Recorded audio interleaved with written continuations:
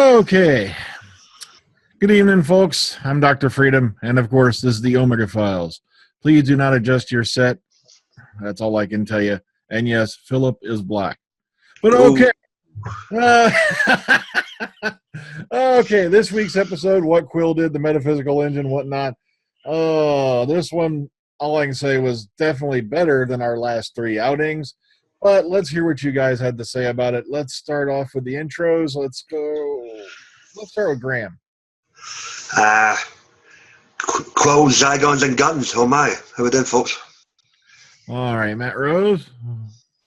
Hello. All right, AJ. Hello. Okay, Texas Tim. What up? Beefhead. Hello, yes. Hello.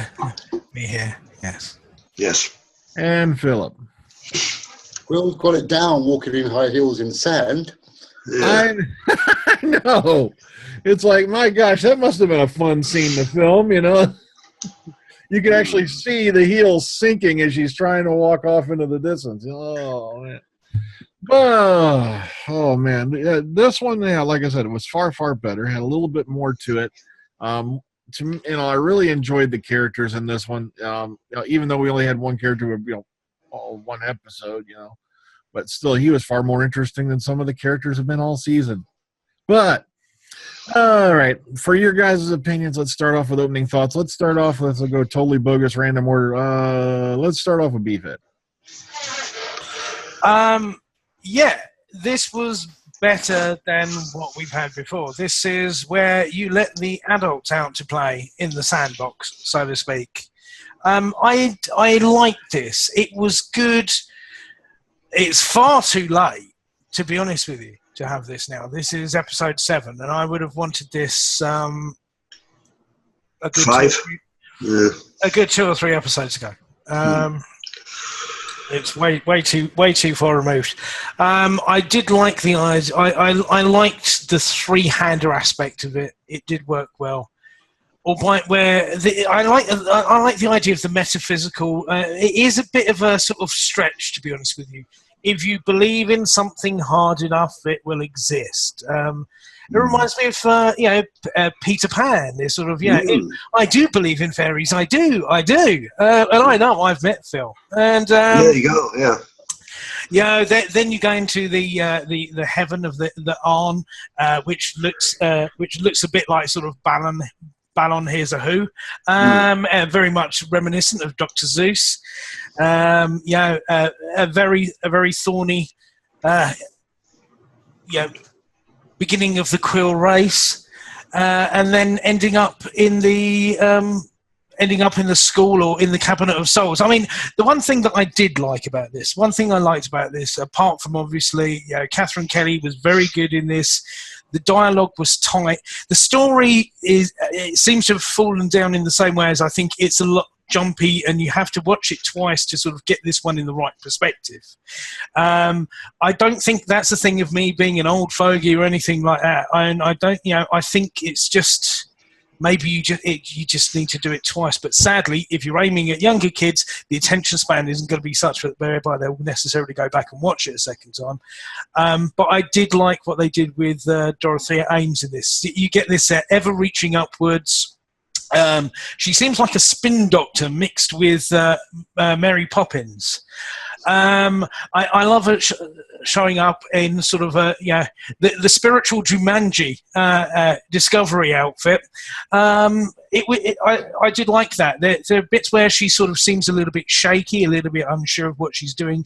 There seems to be a bit of a strange and emotional connection. Okay, we had sex this episode as well. Don't forget that. You can't have an episode of Class without some form of boing. But yeah, it was that, yeah. Sadly, I don't know where they can go with this now. You are at the last episode. Yeah, there seemed to be one sort of more trip out of the box. So in theory, one of them could have got away at the end, and she demands to just be let out of the Cabinet of Souls, considering she had already worked it out by that point. Doesn't quite make sense. The ending was very John Woo as well, to be honest with you. Them deciding to duke it out of the sand reminded me a little bit of Face Off or something like that. It was good, but I mean, yeah. by this point, it's not I'm war itself, I'm bored itself. To be honest with you, I'm at that point now. I'll watch the last one because I'm invested in it. I do walk into every episode open-minded. This was better, but it's too little too late. So yeah, that's where I'm on it. Okay. Oh, and joining us late is Susan. Howdy, Susan. Hello, Brian. Okay, Sorry go I'm ahead. late. That's okay. Go ahead and throw us your opening thoughts on this episode. What do you think? Well, the Cabinet of Souls didn't look like it had any people in it. I was surprised. I was expecting some sort of, alien life form in there besides those little sparkly lights, but I guess sparkly lights can indicate a soul. I mean, I guess they kind of did in the case of the Doctor with his timelines, but anyway, that was starting at the end. I liked how it formed a circle with the previous episode. Nice closure. Every both sides of the coin. Nice bookends and everything. And then I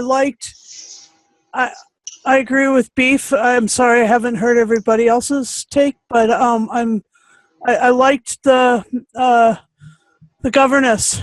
She was pretty incredible, and that little six-sided box that they were traveling into these neighborhoods of make believe. I just thought it looked a bit like a TARDIS console center column. I mean, I have the beginning of one here, and yeah, so I just thought maybe. I mean, there was a lot of Doctor Who-ish things about this. Smaller on the outside, bigger on the inside. Wish fulfillment and stuff like that. It's pretty interesting. That's my beginning. It was almost like the amended episode of I Dream of Jeannie. Quick, back into the bottle. All right, let's go to Tim. Well, I'm with Tim on this one. It's a little bit too little. It's a little bit too late. This episode probably would have worked better had it been earlier in the series. What I find now, after going this far along with it, it's just too predictable. You can almost tell exactly what was going to happen almost every scene. I mean, pretty much by the end of it. For example, the showdown in the sand, we already know she's not going to be killed because we already saw her return last week. I mean, it's so predictable. That and the boinking in the fake school. It was just okay. We've gone through this bit. Now we're gonna have, of course we have to have sex. So it's just it could have worked. It's just not really working out for me. Yeah, it's just what you call it. It just seems to me like, yeah, you're right. It was a bit predictable. It's like, come on, Quill's going to win the big fight. Otherwise, that whole thing you had at the end of the last episode is not going to make a damn bit of sense. Exactly. And plus, come on, it's obviously a one-off character. Is going to croak by the end of the episode. It's like you might as well just put a red shirt on him, and get it over with. All right, let's go to Philip. For me, it was just kind of like a tour de France of alien worlds, and I'm still not understanding of the character of Dorothy Ames. Is it? I don't understand what she's about, and I noticed I don't know if this is a stretch too far, but that fob watch. That's not what you would call a Doctor Who-esque kind of like thing. I don't want to find out if she's a Time Lord or some sort. I don't want that to happen. For the story itself. Okay, it was a bit metaphysical in the sense that they're going to each of them to believe. I like the realization of her God, nice creature kind of thing. That was nice, but the only best thing I liked about it is the operation on her eye to get that creature out, and that was kind of like gory and nice. But overall, it's just a bit too here, there, and everywhere for me. It wasn't really that well structured. I don't know. It was okay, but not what I would call one of my best episodes so far, unfortunately. Okay. Let's go on AJ. I didn't mind this episode. I like the whole idea of jumping into worlds that may or may not actually exist. the whole thing of, saying, oh, jump into fairyland. Well, there's a theory that says basically any choice that you make creates a parallel universe, and then so on and so on and so forth. It branches on from that. So to say that you believe in something and that can't exist, well, it could, metaphysically speaking, or somewhere else in the multiverse. That's just spouting out a theory. But I like the whole idea of the device I would travel. It seems very Time Lord-like on the inside, all higgledy-piggledy, and how she smashed the side of the console and it stopped. And it reminded me also a lot of, God damn it, sort of like Sliders a bit too, how it was very chaotic and random, and it seemed very violent. The one thing that I didn't like, though, was the costume prop for the Quill goddess. When she was touching the face of Quill, you see the fingers started to bend, the very tip of it. It's supposed to be a claw, but it seemed rubbery. That's just a little nitpick I had there about the look of it, that's all. But overall, it was an awesome second part to a crappy first part episode. Uh-oh.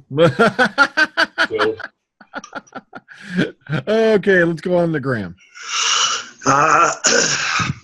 How to befriend, bang, and kill a soldier in 35 minutes. Compared to last week, this was a vast improvement. Catherine Kelly was phenomenal as ever. Dorothy Hames, superb, albeit she was a bit annoying in certain parts of this, basically because she didn't know what the hell she was doing, especially with the wee travel device. Even the big fella, the actor's name escapes me, who played the prisoner, was solid in this as well. I'll give them props for the special effects, especially the whole stint with the eyeball when they removed the thing for Quill's brain. Some nice effects there. We're off to Neverland again with the whole if you believe in something, it will really, really happen. What was missing was a rendition of Following the Body Leader. But all in all, vast improvement on last week. And unfortunately, the horses bolted, and we're not looking good for season 2, kiddies. Sorry. Yeah, it's really, really not. Like I said, the couple weeks ago, you had the article come out on Combom that said, yeah, this thing's not even making the top 50 in views, for the week, and that's not good at all. They are apparently keeping it up for 11 months, but at the same time, you're not going to air it until it airs on BBC America next spring. I don't even see the sense behind that. It don't even work. I'm like, you got American viewers sitting there going, when am I going to get to see it? They're really going to have to hope that this thing combined with all the 11 months view and the BBC America views skyrocket. But one thing's for sure, you don't know if you're getting more work until at least 2018, kids. Go find work. Well, but the big question, I'm going to open up the floor, is, what are they going to go? Where's it going to go now? Because now Quill's like, okay, now Quill's on the loose.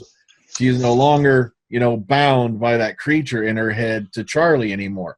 So she's pretty much got her free will back. She's got a gun. She's, I'm done with this shit. I'm through with you.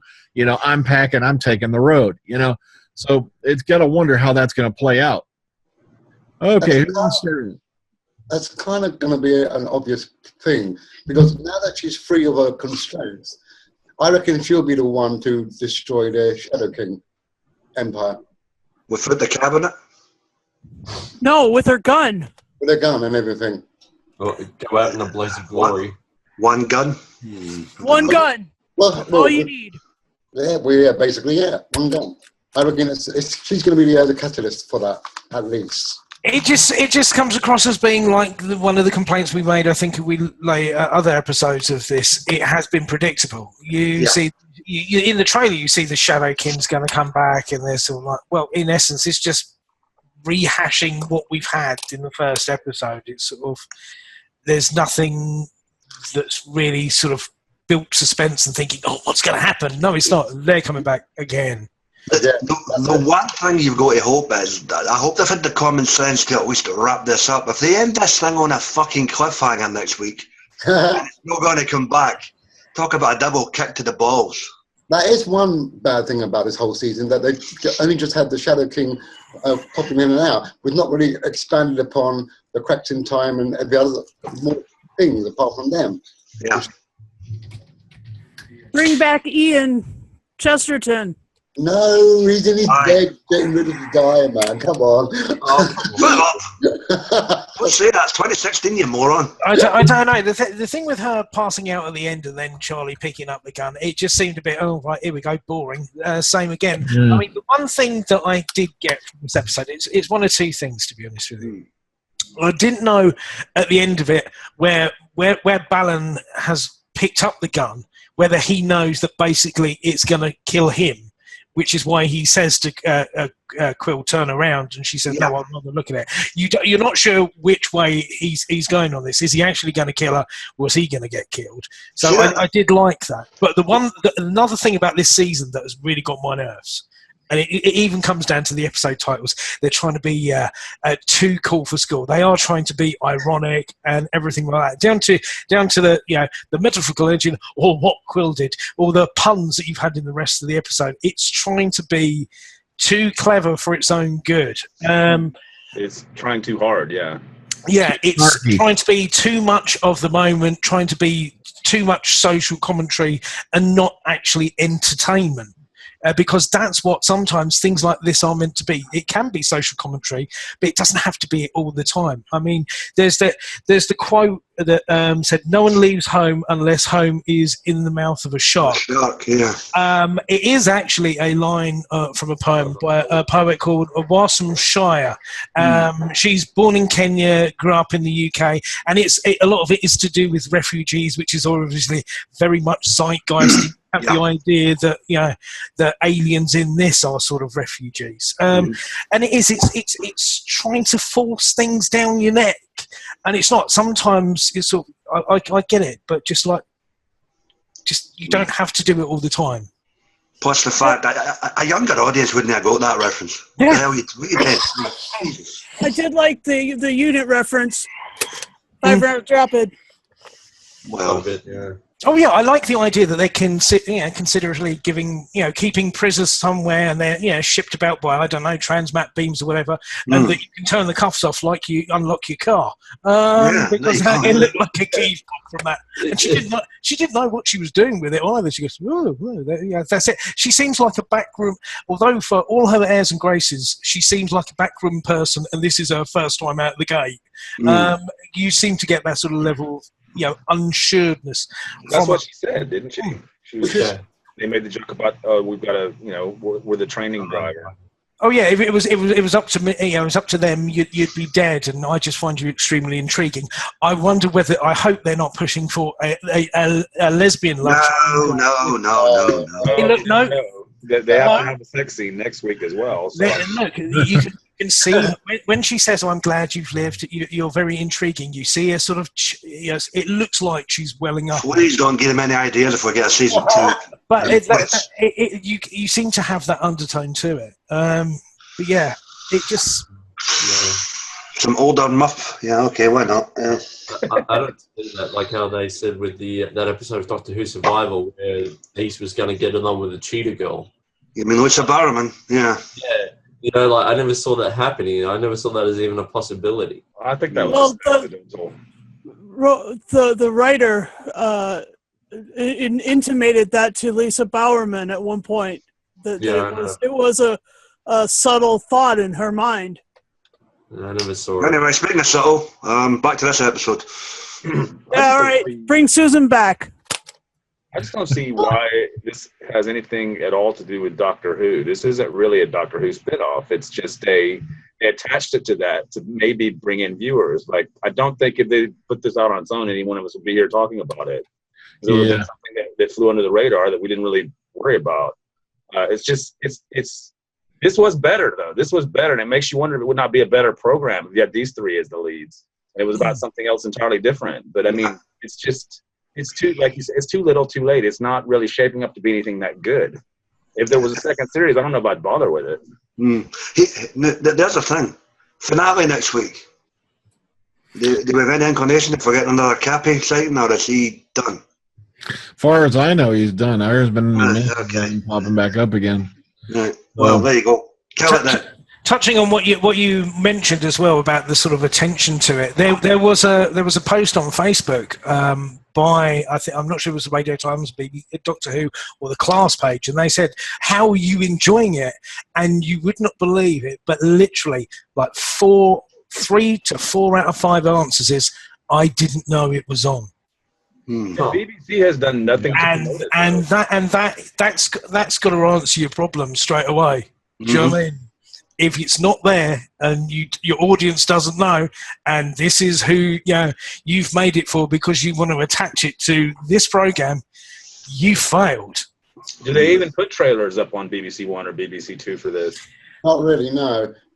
I've seen the odd one, but very rarely. You think very brief. if they really wanted it to work out and be a success, they would have done reruns on either BBC Two or BBC One throughout after the premiere on Saturday, like maybe on Monday night or Tuesday night. You would have had more advertising for it. I mean, it's almost like they just threw it out there and said, "Well, there you go. That we spent a lot of money on this. Hope you like it." But the only time I've seen an ad for it, which you would think is prime space show leading wise, is straight after Strictly Come Dancing in the UK. But the thing is, the way the TV shows in the UK are structured is, as soon as they say bye bye and start waving, before the credits even finish rolling, they flicked over to the other flagship show on the other side. So you're already dead in the water straight away. You're just doing no good. The sensible thing would have been, you've had they try to be too clever again. Everything has been viral marketing. It's all been web-based and everything like that, which is nice and everything like that. But you would expect to see the guys from the show on the sort of like early evening magazine type shows that you have on the BBC, like the One Show. There's been none of that. Yes. No. And you would have had it. I think they made a big mistake by not airing it on BBC America at the same time. Yeah. I mean, then it would be.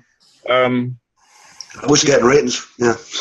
Well, it'd be something as it is now. If you haven't seen it by now and you're waiting to see it next spring, Yeah, not yet. You're gonna be spoiled to death before you even get to it next spring.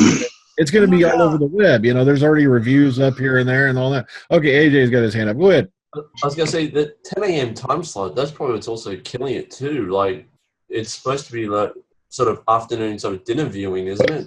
Nah, but to be fair, you can put it up any time, but people go watch it when they want to watch it. It doesn't matter. It's kind of like when you stick it up on iTunes or like Netflix. You can watch it anytime you want, you see, and I think that's what they're aiming for. But the problem is, it's already been proven over and over again. Without it airing on one of the channels, it's not going to work. Mm-hmm. That's right.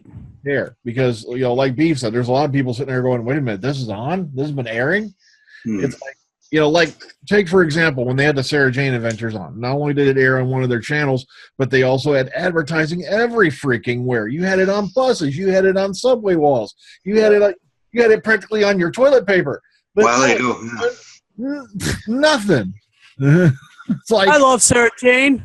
Mm-hmm. It's like a whisper campaign that's not whispering very loud. Well, the advertising of it more in Australia.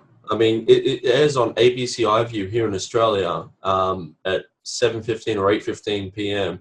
and then it repeats itself again on Monday on ABC on TV for people to see. So they're doing what they should have done in the UK. Yeah, the Aussies have got it right. Yeah. Not to mention, like I said, I don't know what BBC America was thinking, because if they had aired this right now, they could have used it as a filler to tide over viewers, at least a little bit, so you at least get to the Doctor Who Christmas special. And I guarantee we would have been watching it like mad. But no, we're going to wait till next spring. We're going to air it just before the new season. No. I can't. And what kind of, what kind of experience are fans going to have if it isn't directly linked into the main show? I mean, the fact that it doesn't link into the main show and it's going to be running contiguous with the main show. I mean, what's the timeline? I mean, I know nobody really gives a crap because it is a time travel show, but I mean, really. This is just a poor remake of Buffy / Angel tied into Doctor Who just so they can get some more views. That's the way I look at it, because it's not really working. and it's not even that compelling. It's like Beef said, they try to be too cool the whole time. The humor falls flat. It's just, and it's so predictable. Almost every episode, you know exactly what's going to happen next. So, if this falls by the wayside, I really hope they continue to do something with Catherine Kelly in some shape or form, because she's the body standard in this, man. Well, And the governess. yeah, that's what bothers me about Dorothy Ames' character is like, well, if he was such a novice about this whole thing that we saw today, why would they put someone in charge of this situation if she's not very clever with it? I don't know. Maybe she's the only one who can do it. Someone who's not. She was expendable, you know. Yeah, but why expendify one of your soldiers, so to speak? What's the point of that? You'd have to ask the governor. I don't know. Phil, you want me to phone them up? I want to know who the governors are and what the heck that's all about. That would have been the better thing to do, to have taken away at least 2, maybe 3 of the episodes that we've had gone before that were just like completely Shit. well, pointless, to be honest with you, and then had them as the second half sort of thing, as something more to them, as a bit of an ending to it. Yeah. Because you have more intrigue to that, because the Shadow King, you've already seen them in the first episode, then you've already seen them in the 2-part episode. You've had them 3 out of the rest of them, to be honest with you. It's sort of like, boring now. I can't believe it. Do you think maybe it was a mistake for Ness to take on the whole writing of each episode himself and not maybe have some other writers involved? Because Maybe. hold on. To be fair, I've listened to 2 books of his, and they're both very good. So I'm a little bit disappointed that he seems unable to translate that to television. But a lot of people are good book writers, not necessarily good writers of scripts. So I mean, that's what I'm wondering, if it might not have worked out better if he'd had some co-writers or something. Yeah, yes, at least someone to sort of like bounce off and say, it's in the same way as, I suppose, how they write the main show, to be honest with you. You have a start point and you have an end point and you want beats, but you get writers to do that. Yeah, I think it would have benefited from that, to be honest with you. At least to get a bit of variety into it. You can have a serious one, then you can have a comedic one, in the same way that you do generally. And it's just lacking that. It just seems to be sort of issues. It also seems to have a bubble world about it. Yeah. It doesn't seem to stretch out beyond its own confines. If there'd been one episode that was just whimsy and a bit of fun, I wouldn't have minded that. I think it would have been, at least then it would have made it more accessible, perhaps, to its target audience. But it just seems to be, you're right, Beef. She's yelling at me, she's yelling at her. He can't find my G spot. I mean, it's just, it's tiresome and it's boring, man. You know. But I am really glad Quill got her gun back. Me too. I'm pleased she did. I mean, the one thing is, inside the Cabinet of Souls and everything like that, it was like a really dodgy magic trick at the end of it, where she's crawling out of it. But the one thing as well, by the end of it, I've got no, although it seems the Rhodians come across as complete dicks. Be they alive or be they dead. And to be honest with you, I'd be quite happy if he was killed off, and that's, to be honest with you, the show was killed off. It sounds horrible me saying the show comes to an end, but it's sort of like, I don't know, maybe if it comes back, get someone else to do it. It hasn't lived up to the potential that's there. That's what I would say, because it was fine up until about episode 3, and then it just all started to kind of go downhill, I think. And like you said, had you had something like this that was more Quill-centric earlier in the year, so you had a little bit of better grasp on it. In other words, she's just been hiding behind the scenes in every episode up till now in a lot of ways. Comes in, says something witty and quirky, and then and move on, and she's barely in the show. And then, finally you have a centric episode. It's just too late. Yeah, way too late. Yeah, because last week's episode was something you shouldn't have had in the show until, if you're a couple seasons in, then you have something, where you've split the team up because blah, blah, they hate each other. Yeah. But you've just spent the entire season, you're supposed to be putting this group together as a cohesive unit, so you can at least get some chemistry going and maybe get people saying, actually giving a shit about this group of characters. And right now, I wouldn't care less if they all got sucked off into the 12th level of hell. I really wouldn't. I'm not kidding. It's just the way they developed and all that. I really don't give a damn. I would just jump for joy if it became the Quill show. Yeah. Yeah. Well, here's the thing: the actors themselves There aren't we bad. go. Yeah, it's not the actor's fault. It's the material they're being given, and it's just not working. The problem is in the writing. Yeah.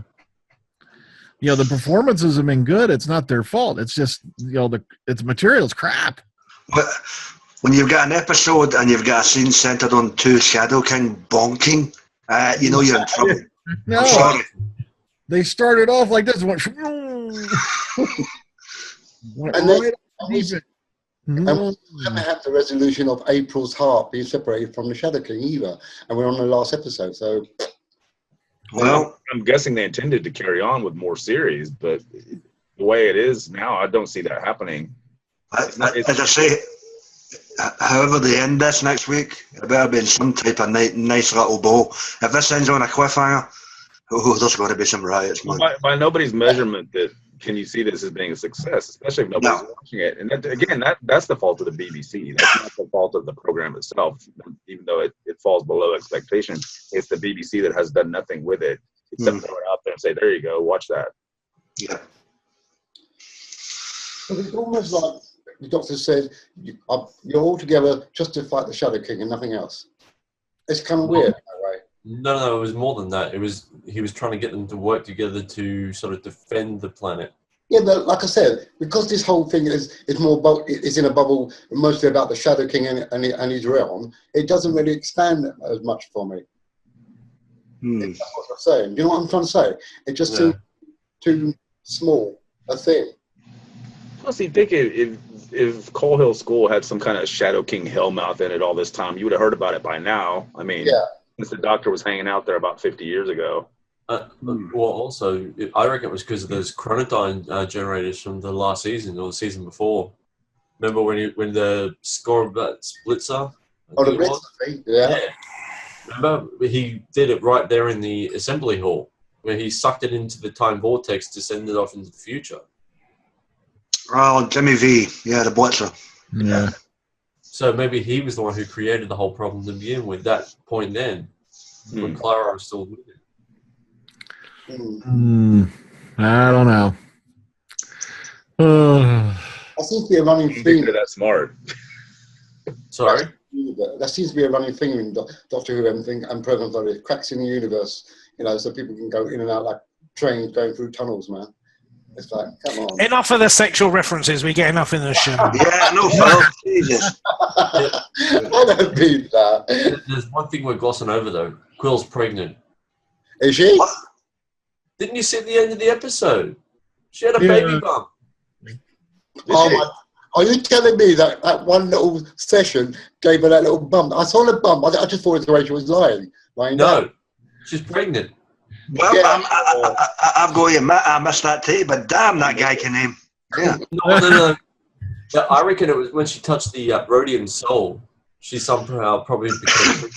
I do have one thing to bring up. Back at the section where he's about to perform the surgery on her, he only used the blood vial. The blood. He didn't use the other two things. What was the point of the other two hands? I presume he coated his finger in the pheromone to try and... I mean, that's just me hazarding a guess. And the head was like a trial run, so he knows the way around. All right, fair enough. Yeah. But yeah, obviously he's also a surgeon of love. If what AJ is all it was missing was a Barry White bloody song playing in the background, man. Well, we gotta wonder, is that kid gonna be part shapeshifter or something? What the hell? Is that the baby or the afterbirth? I don't know. She's not even human, though. Isn't she just an alien that's taken a human form or something? How she get knocked up? Well, he's not human either. She could lay an egg for all we know. Yeah, you never know. Yeah, it could be a Martin Mindy scenario, and the aged backwards. Quill? A Quill changer, Just... Yeah, the fact that she aged for that short time and gained extra hair on her head. Yeah. Like 80s throwback, man. I'm like, see, that would be easy since she just had a rat dragged out of her face. So yeah. See, and that's the thing. I know. He even had the David Bowie-esque scar running about her eye. Ziggy Stardust. You're like, really? What the hell, man? And the animal cruelty people are going to be all over the mystery. Oh yeah. Carol Ann, don't watch this episode, man. You'll hate it. He looks like a kitten. That was funny, that part where he's running around the forest going, "Ah!" He's defending us from a kitten. Why are you screaming? Yeah, okay. I don't know. Somebody just better bring in the machine that goes bing because this sucker's on life support. I'm not kidding. Quill's knocked up and the show's knocked down. Yeah, there you go. Yeah. And to say it in a more vernacular, it's tits up and taking on water. Ooh. Yeah, as far as I'm concerned, it's like y'all said, it's too little, too late. The last 3 episodes were disasters. Nobody even know the show's freaking airing, which is bad. And then add on to that, it's just horrible storylines. Oh man. Well, at least you got a paycheck at it, folks. Yeah, They gave it a go. That's all we can really. No. Why wouldn't they? Why wouldn't they have gone with something that's already a fan favorite, like the Paternoster Gang, or something that everybody on the fan forums was like, I want this. Okay, the problem with the Paternoster Gang thing is this. You've got three lead actors, right? The 3 lead actors are all jobbing actors who are all like working on all kinds of different projects, like Neve McIntosh, Caitlin Moran, and Dan Starkey. Dan Starkey, stuff also besides Doctor Who and whatnot. But then you also have to factor in the fact that 2 of your lead actors are going to have to go in and out of prosthetics for each shoot. And, that means they've got to come in upwards of 2 hours before shooting and then sit there for an hour and a half to 2 hours after to get it removed. And that means you've got to pay them extra for that time as well. Not to mention, the budget for the prosthetics themselves. Mm-hmm. That can be rather costly depending on who you get to do it. Your scenery, your extras, your costumes, you're having to do it in a whole different time setting. Your time period, yeah. You'd be better off doing an animated series with just the voice actors. And it's obvious the BBC does not want to go into such a thing because you look at how casually they dropped Ripper Street, and it's now a major hit over on Amazon Prime. Sure, they're still footing part of the bill for it, but it's airing over there months before it finally comes to the BBC. And even when it does, you're getting anywhere from 15 to 20 minutes chopped off, depending on the length of that particular episode. Isn't it the case that this was also a co-production with BBC America, who seems to be trying to encourage the BBC to give them more product to show, and yet it's all been a bungle with this particular series because it should have been cast at the same time. I mean, it makes no sense to hold on to this thing till next year. Yeah. It should have aired somewhere, because the whole let's just do it all online thing, it's not going to work. It's just definitely not working. On Netflix, BBC. My only major worry is, are they going to use this as an excuse later on down the line to say we're not going to do any more spinoffs because of this? Well, I don't think they've got any good ideas for spinoffs anyway at this point, do they? I mean, the truth is, other than the obvious Paternoster Gang thing, which might work as an animated series, but that's 50-50 fan favorite anyway. A lot of people hate them. So, I mean, I would say I wouldn't worry about any spinoffs. The best one they ever had was Sarah Jane, and you can't do that one anymore for obvious reasons. So, I only ever watch BBC online for class anyway. I don't watch it for anything else. So there again, that's a platform that's not very well, not for me anyway. I don't really look at it. Watch that. But Philip, if it wasn't a so-called Doctor Who spinoff, would you even bother with it? I don't think so, probably. Yeah. That's right, Philip. That's a good question. I don't know. I would have looked in on it just to see what this show's about, and then I might have thought, yeah, that's right. Want to represent? And then I might have just got a bit like. Yeah, you may have checked out the pilot, but then you probably would have went, nah. But. Yeah, exactly. It's just like I said, to put it in football terms, you fumbled the ball on your own 3-yard line in the 4th period. Quarter things about to blow, and you're way, way, way, way deep points. It's just I really don't see this show getting a series 2. I really don't. Timeouts, folks. Yeah. Unless it does, and we're surprised by it. Maybe they give them a green light for a second run, and they can iron out their kinks with that second run. I don't know. Yeah. I just don't know if they're going to invest in it. Well, does anybody know if it's getting any sort of critical acclaim? Like, is anybody actually writing reviews of episodes, or anybody have any value in standing? Probably no. There's a couple of Yeah. I know there's a couple of Doctor Who fan sites like Doctor Who have been reviewing the episodes, but other than that, I don't see any major coverage. Yeah. And I think the reviews that I have read from ones like those, they're doffing caps to keep themselves, I think, in good graces. They're suffering the fault of sitting on the fence so much they've got splinters in their arse. They don't want to come out and say they don't want to say it's that bad, but they don't want to turn around and say it's that good either. I mean, I do try and think of a way, like we said with Paternoster Gang, and at risk of sort of copying the format for another show, but this show does it so completely. You could have done something akin to, cracks in the universe and made it Stargate-esque and done it with UNIT. You could still do it without necessarily having to have the same amount of budget. You could have the similar sort of stories. You could have it a bit more adult-centric, and you could have funny episodes with it. The one thing that I think this series has lacked as well is that you haven't had any sort of science-based or technology-based villains or enemies, because you've had basically a rock come through, a plant come through, and these cracks are supposed to go through all of space and time, and you're telling me that there's no technologically advanced civilizations out there. Well, let's be honest, what's missing is a rendition of Suddenly Seymour, Yeah, exactly. So why can't you have a technologically advanced something from the other side of the cracks, whereby the group is completely out of their depth, completely insurmountable odds and everything like that? Then you could have the interference of the governors or something like that. That would make it a bit more of a rounded story. Yeah, instead of, the Wish Factory that you have this year. If you wish so hard, you'll get a Ghostbusters sequel.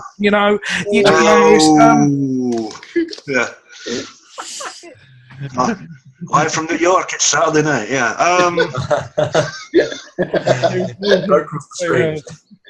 That unit idea that you had was freaking awesome, Beef.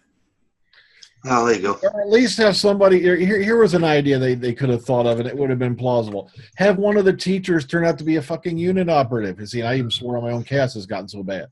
Ooh. There you go, right there. You get that will tie you more into the Doctor Who-universe, at least. Yeah. You keep mentioning UNIT, you keep teasing us like a dirty little girl, but you don't deliver the goods. Ooh, yeah. And you know what? And if this school is such that it's got all these cracks running through it, why would they dare allow kids to go to that school to learn anything? You're not dead. You're in that fucking school. No, man, I'm not going to that school. That's what's going on. No, crap parents, right? Hang on. Chop one up for a resident Rainbow Rider. Well done, fella. That's a good expression. Rainbow Rider. Here's the thing. Do any of you think an actual unit series would work? You'd have the same problem with the cast being too busy. Would they be able to come up with so many stories per series for unit to deal with? Or would it be another thing where you needed the Doctor to show up every now and then just to make it it'd definitely be more of a spin-off than this is of Doctor. But at the end of the day, how exciting is UNIT if the Doctor's not there? I mean, well, they could have the cyber break come back. Oh, you know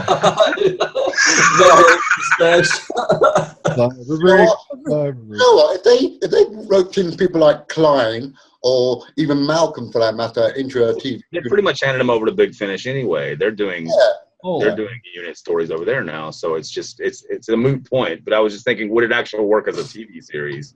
I think it would. Alien invasion every week, or some sort of other. They investigate all the strange and unusual. Yeah. They could make it like an X-Files type of deal. You just have the biggie show up maybe every now and then. That way you don't have to keep relying on like Gemma Redgrave, Osgood, and all that gang to be available all the time. Just have to pop in every now and then or something. But and now Matt resolves his technical issues as towards the end. Sorry. Make it quick, Matt. Okay, you now have 30 seconds. Go. Really enjoyed it. Thought it was a great show. Really loved Miss Quill.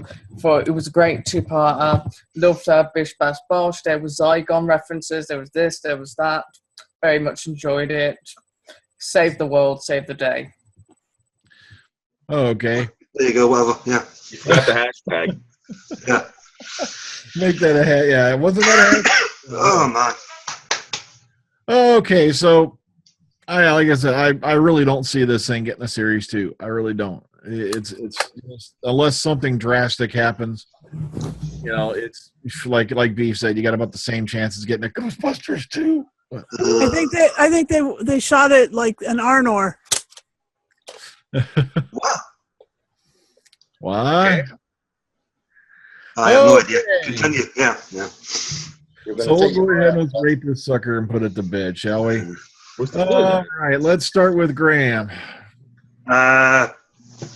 Mainly for the three actors' main performances, more so than the writing, I'll settle this in at a 7. All right, AJ?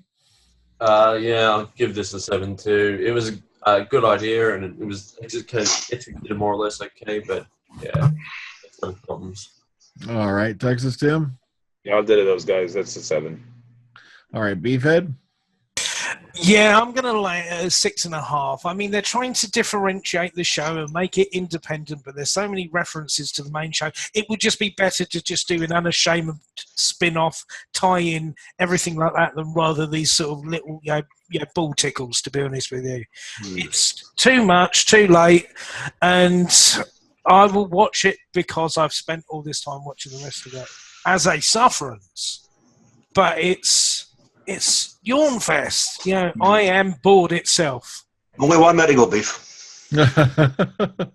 Okay, Philip. Yeah, I'm going to echo everybody else. I just wish that we had a bit more insight into the governors and Miss Dorothy Ames as well. I want to know what she's about, to be honest. She seemed to be unclear to me as a character, and I'm going to give this a 6 myself. Okay, Susan? I'm going to give it an 8.5 because she got her gun back and there was unit references. Okay, Matt? I'll be merciful. I'll give it an 8. Really enjoyed it, and looking forward to the finale. Yeah, I'm going to give it a 7 just based off the fact that Catherine Kelly put in a hell of a performance, and that's probably about it. Although the 3 main characters put in hell of a great performances, but like I said, overall, it's on its way down. Somebody just start playing the Titanic music now. Oh, dear. So, next week, and I've already forgotten the episode's name because I've lost that much interest in it. Actually, it's The Lost, isn't it? Is it no class dismissed? Or was it? Or better yet, just start playing, Alice Cooper, School's Out. Yeah, there you go, yeah. So join us next week as we go ahead and sit down and have a look at that. And then either the following week or the week after, I haven't figured out yet, we're going to probably just go ahead and take a look at Power of the Daleks. So, oh dear. Till then, everybody, enjoy the rest of your evening, and hopefully we'll make it through that last episode without throwing up in our mouths. Make sure you buy humane arm traps.